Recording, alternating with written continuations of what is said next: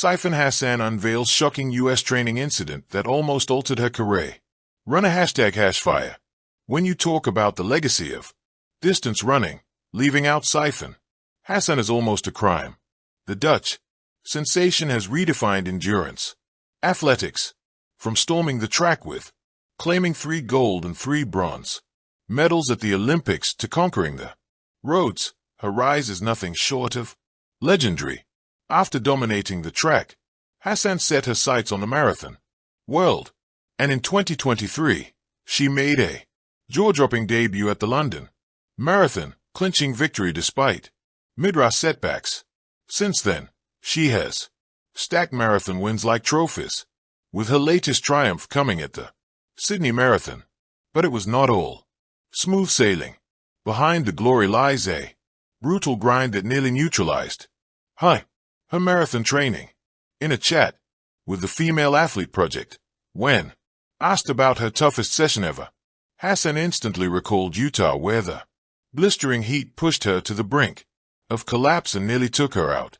The hardest session I have done, I think, was in Utah. I did a long run, about 38 kilometers or 34 kilometers, when the weather was 37 degrees. I think that's 92 degrees in Fahrenheit. That's like 30-something degrees. My coach was bringing water every 5K. She further added, "Okay, so he missed me and I was just hot. I was somewhere in the village, feeling so toasty.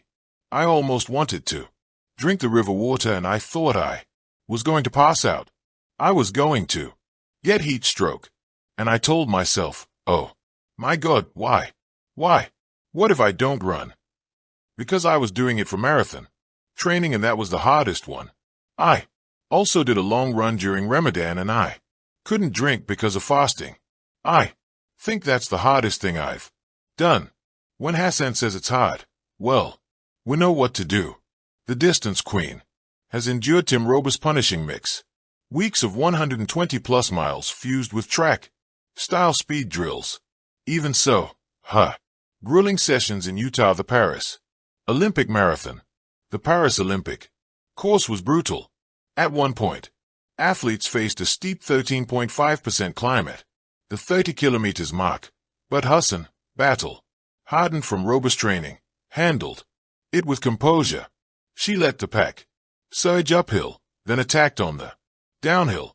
Discussing her training, Hassan's coach, Robbery, explained in a conversation with Marathon Handbook that he instructs her to approach the marathon as if she were running her usual 1500 m race, a blend of speed and composure. The philosophy was an extreme approach, Robbery explained. We combined marathon long runs with speed workouts that didn't seem directly related to the marathon, like those for the 1,500 or 5,000 m. He continued, the only reason people don't balance extreme events is that they simply don't train for it. If you think something's impossible, you're not going to train for it. Hassan's incredible achievements stem from the brutal training regimen she endures under her coach, and it's clearly paying off. However, at the recent Sydney Marathon, even the seemingly unshakable champion was pushed to her absolute limits. Learned a lesson. Sifan Hassan gave an honest confession about the Sydney Marathon. Sifan Hassan skipped the World Championships for the first time since 2015 to chase her new marathon dreams. After finishing third at the London Marathon in 2 hours and 19 minutes, behind Ethiopia's Tiga, she was hungry for victory, and Australia delivered. At the Sydney Marathon, the 32-year-old blazed through the finish in 2 hours 18 minutes and 22 seconds to claim the crown, but not without learning a valuable lesson. Close on her heels was Kenya's Brinkowski, finishing just at 2 hours 18 minutes and 56 seconds. Later, she admitted to the media that she kicked into high gear far too early at the start, a risky move that nearly cost her the victory. I pushed so hard in Paris. I thought I'm tired. I have never been this tired most of the time. I feel hard in the Paris 5K. I was so dead for the last 10 kilometers. I just killed myself. I started too hard and I learned my lesson. This is the hardest race I've won without drama.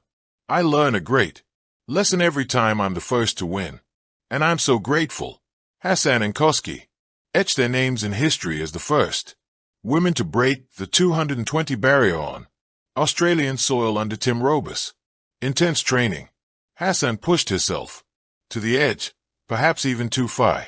Translating a 1500m mindset to the marathon is no easy feat in middle distance racing.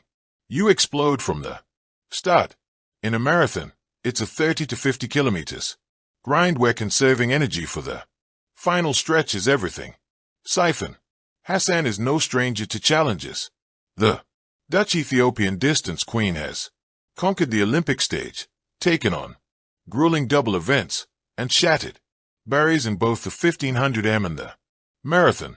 But when she opened up about her recent training camp in the United States, the story that emerged wasn't about split times or altitude conditions. It was about a bizarre scare that shook her enough to make her consider walking away from the track, if only for a fleeting moment.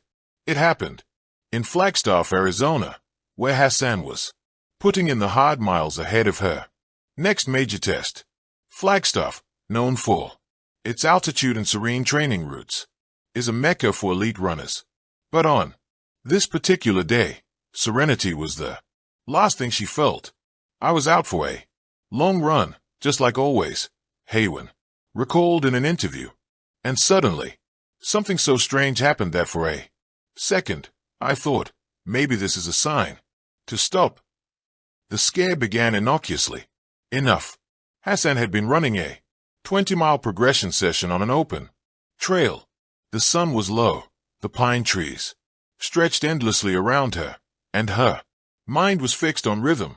Then, out of nowhere, a series of events unfolded that seemed pulled from a surreal script. First, she heard the sound, a loud rustling behind her. At first, she thought it was another runner or perhaps a cyclist. But when she glanced back, there was no one in sight. The noise grew louder, and Hassan admitted her first thought was absurd yet deeply human. Am I being followed? Moments later, a deer bolted across the trail, startling her so much that she stumbled. But what followed was even more bizarre.